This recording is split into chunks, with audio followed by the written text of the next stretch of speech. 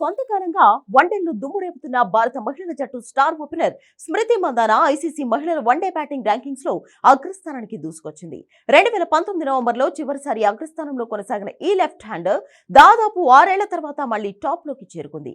ఇటీవల శ్రీలంక దక్షిణాఫ్రికాతో జరిగిన ముక్కోణపు సిరీస్ లో అద్భుత ప్రదర్శన కనబరచడంతో మందాన తిరిగి తన టాప్ ర్యాంకును కైవసం చేసుకుంది. ఇదే సమయంలో ఇతర ప్లేయర్లు కూడా రాణించకపోవడంతో ఆమెకు కలిసొచ్చింది. దక్షిణాఫ్రికాతో జరిగిన ట్రై సిరీస్ ఫైనల్లో ఆమె శ్రీలంకపై సెంచరీ సాధించింది. ఏ సిరీస్ లో 5 మ్యాచ్ల్లో 50 కంటే ఎక్కువ సగటుతో 264 పరుగులు చేసి అత్యధిక పరుగులు చేసిన రెండో బ్యాటర్ గా నిలిచింది. ఇదే సిరీస్ లో దక్షిణాఫ్రికా స్టార్ బ్యాటర్ లారా వాల్వార్డ్ రాణించలేదు. చివరి 5 వన్డేల్లో ఆమె కనీసం ఒక్క అర్ధశతకాన్ని కూడా నమోదు చేయలేదు. ఏ క్రమంలోనే అగ్రస్థానాన్ని ఆమె కోల్పోయింది. ఇదిలా ఉంటే గతేడాది స్మృతి అసాధారణ ప్రదర్శన కనబరిచింది. 2024 ఏడాదికి గాను ICC women's one day cricketer of the year గా రికార్డ్ క్రియేట్ చేసింది.